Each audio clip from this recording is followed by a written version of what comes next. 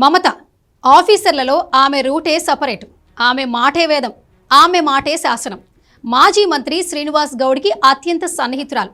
ఉద్యోగ సంఘాలను అడ్డం పెట్టి 10 ఏళ్లు చక్రం తిప్పింది. అయితే ఇదంతా గతం.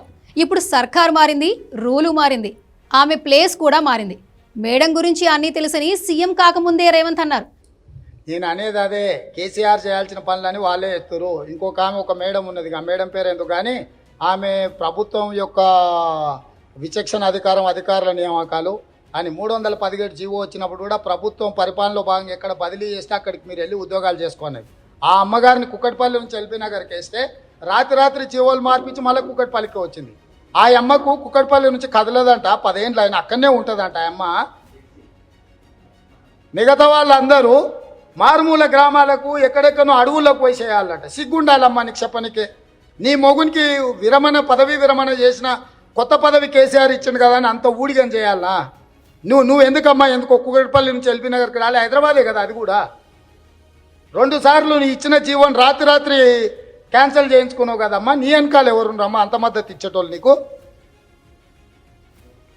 మరీ ఎకసెక్కాలు పడకండి, రాజకీయాలు చేయకండి అమ్మా. మాకు కూడా తెలుసు వ్యవహారం ఏందో. అతి తెలివితేటలు ప్రదర్శించొద్దు. అధికారులకు చెప్తున్నా, వస్తుంది ప్రభుత్వం. కాంగ్రెస్ 12 నెలలు ఉన్నది, చిత్తపండు అవుతుంది వీళ్ళందరికీ ప్రెస్ నోట్లు రిలీజ్ చేసేటోళ్ళకు అన్నట్టే మార్చేశారు. కూకట్పల్లి జోనల్ కమిషనర్ మమత. ఈ పేరు తెలియని వారు లేరు. ట్రాన్స్ఫర్ చేస్తే సాయంత్రానికల్లా అనుకున్న చోటికి మార్పించుకున్న ఆఫీసర్.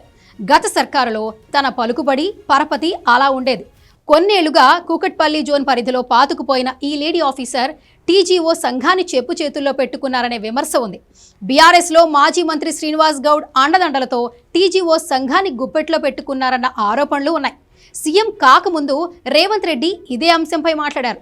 అనుకున్నట్టే ముఖ్యమంత్రి అయిన తరువాత ఆమెపై బదిలీ వేటు వేశారు.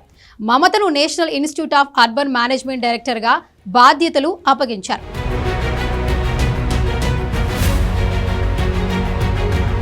చాలా రోజులుగా కూకట్పల్లి జోన్లోనే పాతుకుపోయిన మమతపై చాలా ఆరోపణలున్నాయి. తెలంగాణ గెజిటెడ్ అధికారుల సంఘం అధ్యక్షురాలుగా ఉన్న ఆమె గత సర్కారులో తన పలుకుబడిని ఉపయోగించి ఇష్టరాజ్యంగా వ్యవహరించారని విమర్శలున్నాయి. ఈ క్రమంలో తెలంగాణలో కాంగ్రెస్ ప్రభుత్వం అధికారంలోకి వచ్చిన వెంటనే మమతపై వేటు పడుతుందని అందరూ భావించారు. ముఖ్యమంత్రిగా రేవంత్ రెడ్డి బాధ్యతలు చేపట్టిన కొన్ని రోజులకు జోనల్ కమిషనర్ మమత టీజీఓ సంఘం తరపున రేవంత్ రెడ్డిని కలిసి శుభాకాంక్షలు తెలియజేశారు. దీంతో ఆమెను అంత త్వరగా బదిలీ చేయకపోవచ్చని అందరూ భావించారు. కానీ ఆమె టైం రానే వచ్చేసింది. జీహెచ్ఎంసీ పరిధిలో జోనల్ కమిషనర్లను బదిలీ చేసే క్రమంలో మమతను మార్చేశారు. National Institute of Urban Management డైరెక్టర్గా ఆమెకు బాధ్యతలు అప్పగించారు.